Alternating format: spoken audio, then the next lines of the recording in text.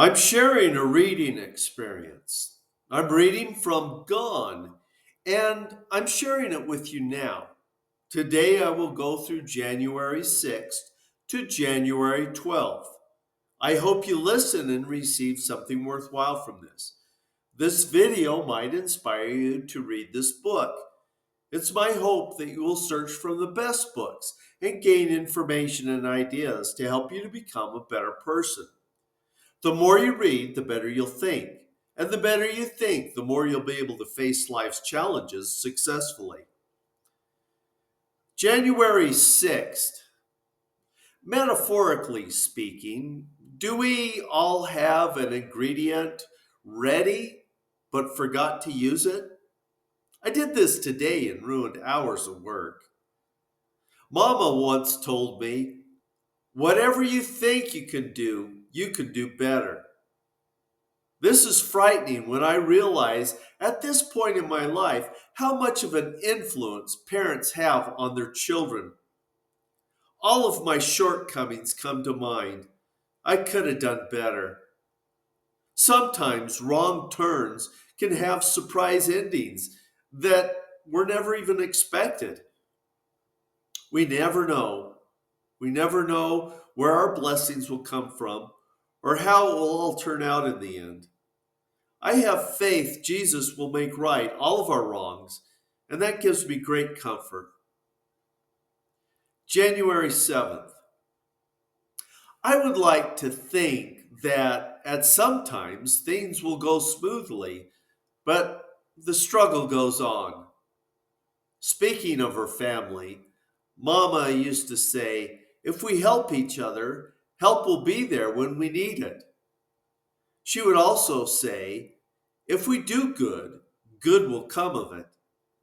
Mama had no aspirations except those dealing with her own family. Mama once told me, all a mother needs is her children to do good and be happy.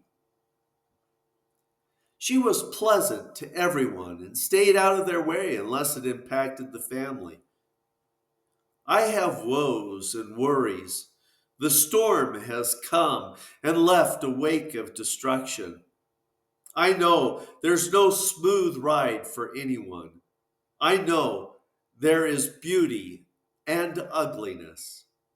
I can't refuse to look at the beauty in my life because of the ugliness.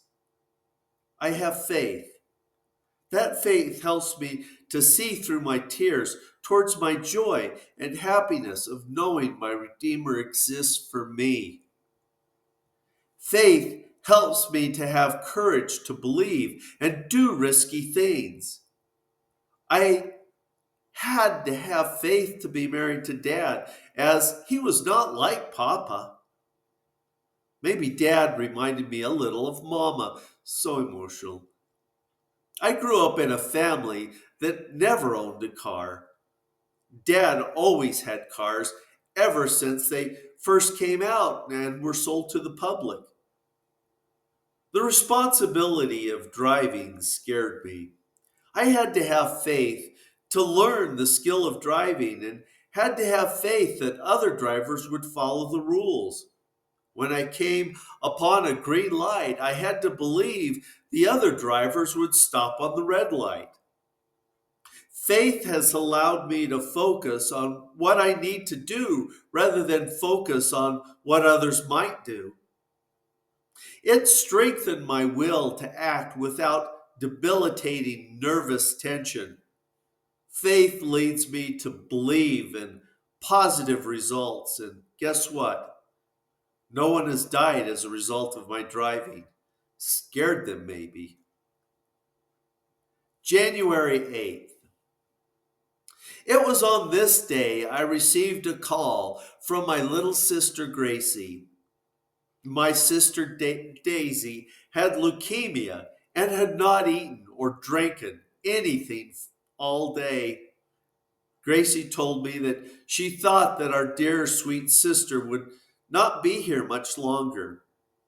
At that moment, the telephone operator interrupted our call, saying, Gracie has an emergency call. It was at this moment that we both instinctively knew Daisy had passed on. She was at rest after fighting the good fight. The last time I saw her, she was being overcome with leukemia. As I was ready to leave, she took my face in her hands and said, "Goodbye, my little Dorothy." She felt protective of me, even in her weakened state. My life will never be the same without her. She was the type of person that saw the best in people. If someone wronged her, she forgave them and carried no grudges and simply believed in the hope of a new day.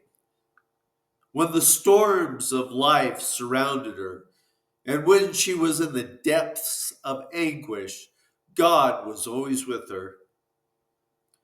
Daisy loved the family and was willing to do everything to keep us going. She adored Mama and Papa, and I never heard her complain about anything. Aunt Rosie, real name was Rosie Aurelia Pansy Ruth Ophelia. She didn't like such a long and complicated name, so she went by Rosie and named all of her children simply David, Harvey, Faye, Joy, Betty, Willis, Dallas, and then broke down on her last child and gave her a middle name, Doris Grace. Once Daisy spent the summer with Aunt Rosie and Uncle Tom. I really felt the loss of Daisy as I was the next oldest girl in the family. Aunt Rosie and Uncle Tom lived around Hamilton, Montana. When Daisy died, many loved ones were at the funeral. Violet Bass, Jenny May, Wilbert, and Irene, and many others. January 9th. Parents had to depend on their children in pioneer days, and we knew how to mind. When my brother Linville was a baby, we had a chimney fire. Mama, Elby, and Daisy formed a bucket brigade. Mama led Flossie and myself to an unhitched wagon and handed Linville all wrapped up to me and said, "Don't you move." Mama, Elby, and Daisy soon had the fire out. Mama came to get us out of the wagon and said, "You can get down now," as she took Linville in her arms. When Linville was a toddler, he would like to bite his tongue lightly from one end to the other. He would do that as he got older. If he chopped wood, his tongue would go back and forth. He did that for as long as I remember. January 10th. I feel so far away from my childhood home, but I will always remember my papa and mama. I know the things they told me. When I would go back to Spokane, my cousins tried to put words in my mouth, but I kept silent. Mary, the mother of Jesus, kept these things in her heart. I do too, as I know that God will be the final judge of all. Man's words cannot be fully trusted because man is an ego protecting creature, biased with his own interest in mind. We don't see everything and we understand even less. January 11th, 2 Corinthians 5:7 says, "We walk by faith, not by sight." Puritan Jonathan Edwards was born in 1703 and said, "I am resolved to live with all my might while I do live, never to lose a moment of time, but improve it in the most profitable way that I possibly can, never to do anything that I should despise or think meanly in another, never do anything I would be afraid to do if it were the last hour of my life." January 12th. LB once told me about Uncle Clark, whose birth name was Albert Clarkston Pearson, but was known by many people as AC. He was Grandma Anna Puckett's older half brother. Uncle Clark was adventurous and moved out when Anna's mother, Nancy Pickering Pearson, remarried and became Nancy Puckett. Anna Puckett was born from her father's third marriage and her mother's second marriage. Anna's other half brother, Charlie, grew up to be a banker and was never married. Anna's younger full brother, Noah Charles, drowned at the age of 17. That was the only full blooded sibling Anna had. Everyone else were halves. One hot summer day, Anna's brother Noah and his friends went down to the river to swim. And when Noah's friends wanted to go home, Noah wanted to stay. So his friends left. Noah was such a strong swimmer that he didn't think anything could happen to him. When Noah didn't show up at his home, his folks became concerned and went out looking for him. They found him in the river face down. What a lesson.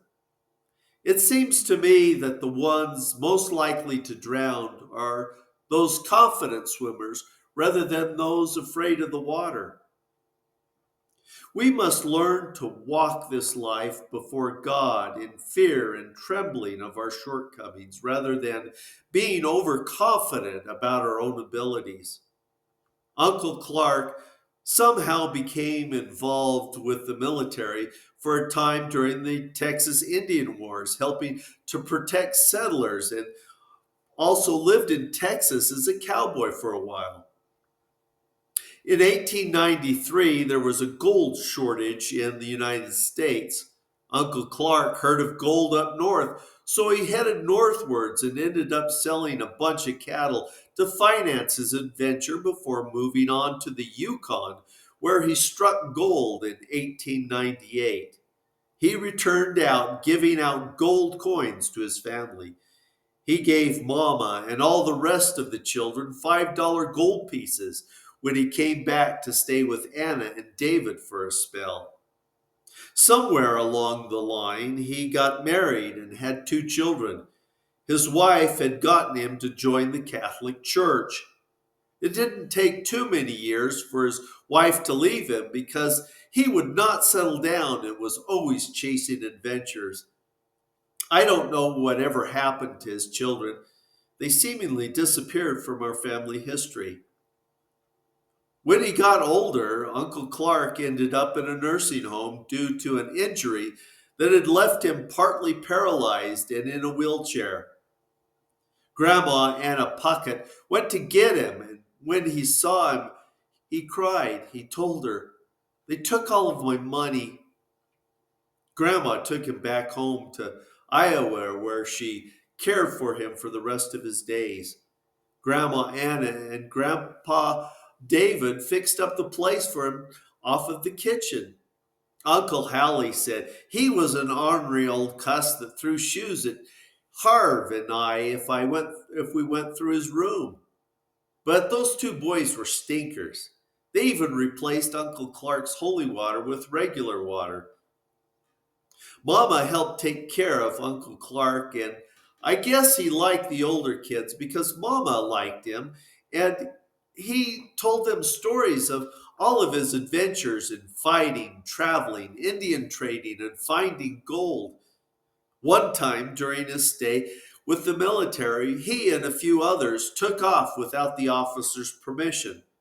They came back in a few days hauling supplies. Uncle Clark had two huge bags of peanuts on each side of his horse. He cut slits in each of the bags and rode through the camp, leaving two lines of peanuts as the men of the camp cheered wildly. The officer in charge turned his back and didn't say a word. I guess he was glad they now had something to eat. There are only so many words to describe what we're thinking about. Additionally, we all seem unaware that every word and phrase we use is because of someone else. Sometimes the source is remembered, but most of the times it isn't. I likewise am influenced by what I hear, see, and read. I take it in, I mix it around a bit, I spew some of it back out, and sometimes I add chocolate sauce with the cherry on top. This book is the same. I read it, but I might come up with a more of a conclusion than you might. So it's my suggestion that if you find this material interesting, you'll read it for yourself to see if you focus in on the same things. My bet is that you'll see something slightly, if not altogether different. I wish you the best in your happy readings.